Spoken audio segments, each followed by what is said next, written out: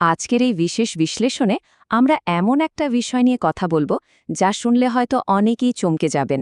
যুক্তিনির্ভর কেনাকাটা আসলে এটা এক ধরনের বিভ্রম। প্রথাগত মার্কেটিংয়ের দিন কিন্তু ফুরিয়ে আসছে, আর সেই জায়গাটা দখল করে নিচ্ছে নিউরোসায়েন্স। তো আজকের এই সোর্স ম্যাটেরিয়ালের উপর ভিত্তি করে আমরা নিউরো মার্কেটিংয়ের একেবারে গভীরে ডুব দেব। দেখব কিভাবে বড় বড় ব্র্যান্ডগুলো আমাদের মগজের ভেতরটা আক্ষরিক অর্থেই পড়ে ফেলতে পারে। শুরুতেই একটা খুব সাধারণ কিন্তু ভীষণ জরুরি প্রশ্ন করা যাক। শপিং করার সময় বা চেকআউট কাউন্টারে দাঁড়িয়ে আমরা কি সত্যি নিজেদের সিদ্ধান্তের উপর পুরোপুরি নিয়ন্ত্রণ রাখি? ধরুন, আমরা যখন কোনো শপিং মলে হাঁটি বা অনলাইনে কোনো প্রোডাক্ট কার্টে যোগ করি, তখন কিন্তু আমাদের মনে হয় যে আমরা অনেক ভেবেচিন্তে লজিক খাটিয়ে সিদ্ধান্ত নিচ্ছি। কিন্তু বিজ্ঞান আসলে কি বলছে? চলুন দেখি। শুনলে রীতিমতো অবাক হতে হয়, কিন্তু গবেষণা বলছে আমাদের কেনাকাটার প্রায় ৮৫ থেকে ৯৫% সিদ্ধান্তই সম্পূর্ণ অবচেতন মনে নেওয়া হয়।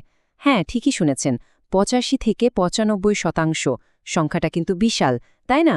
এর মানে হলো আমরা যা কিছু কিনছি তার পেছনের আসল ডিসিশন মেকার আমাদের সচেতন মন নয়, বরং আমাদের অবচেতন মন।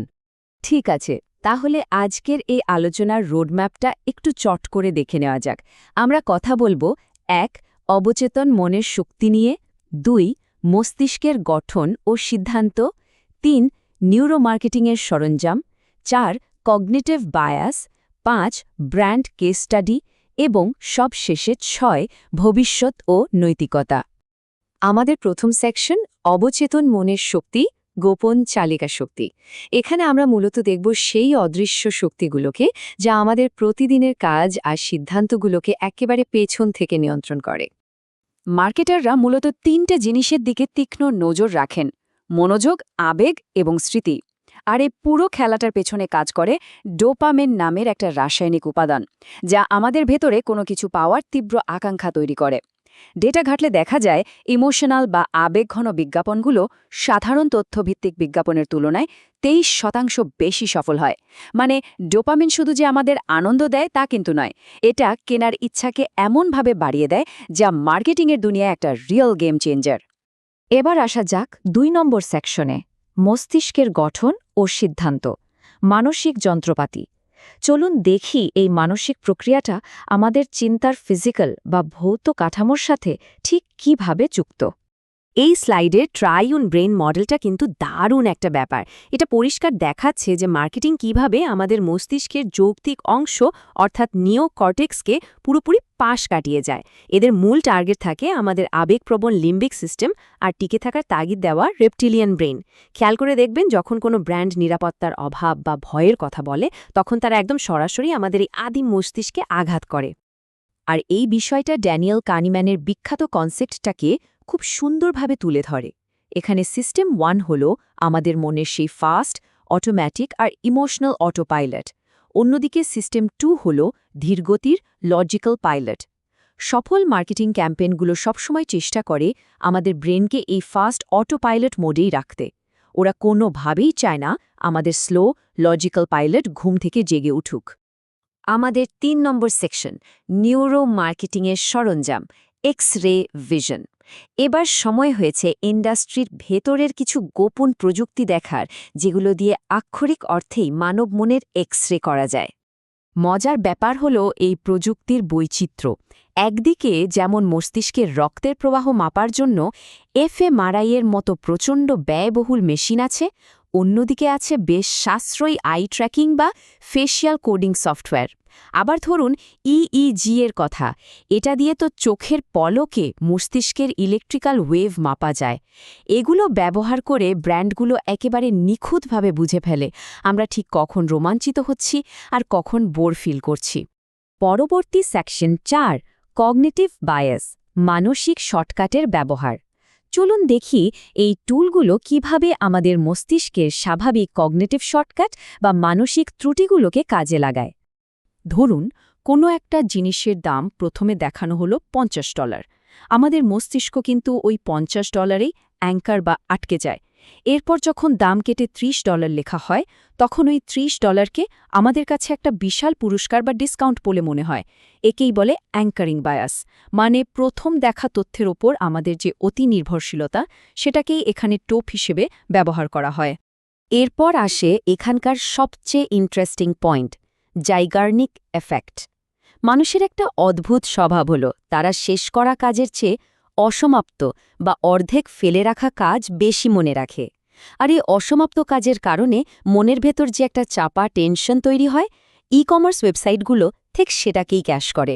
শপিং কার্টে কিছু ফেলে এলেই যে বারবার ইমেল আসে, সেটা কিন্তু এই মানসিক চাপটাকে উস্কে দেওয়ার জন্যই। শুধু তাই নয়, ব্র্যান্ডগুলো এই শর্টকাটগুলোকে একসাথে মিশিয়ে একেবারে মারাত্মক সব মার্কেটিং ককটেল তৈরি করে।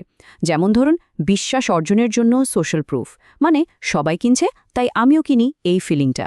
আবার লিমিটেড টাইম অফার দিয়ে আমাদের হারানোর ভয় বা ফিয়ার অফ মিসিং আউটকে ট্রিগার করা।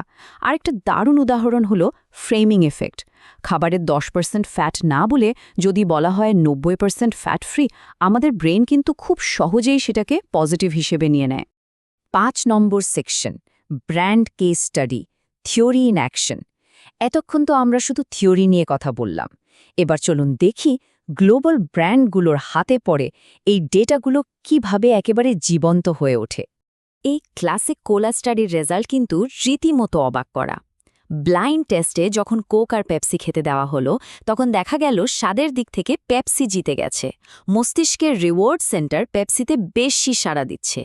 কিন্তু যখনই নাম জানিয়ে দেওয়া হলো যে এটা কোকা কোলা, তখনই ম্যাজিক। ব্রেনের মেমোরি রিজিয়ন হঠাৎ করে অ্যাক্টিভ হয়ে গেল।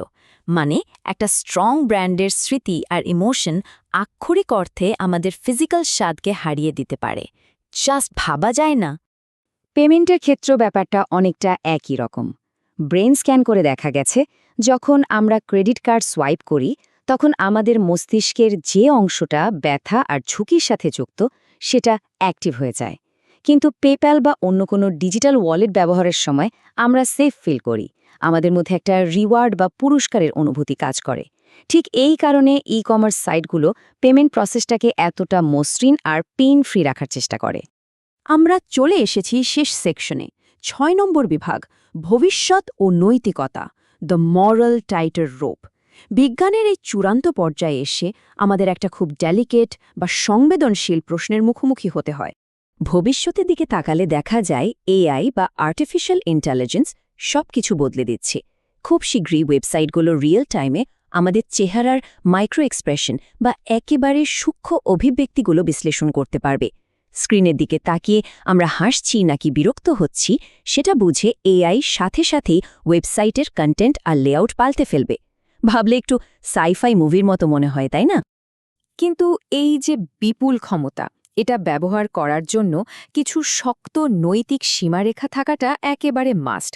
সবার আগে দরকার কনজিউমারদের কাছ থেকে পরিষ্কার সম্মতি নেয়া, তাদের ডেটাগুলো অ্যানোনিমাইজ করে সুরক্ষিত রাখা, আর পুরো প্রসেসটাতে 100% স্বচ্ছতা বজায় রাখা।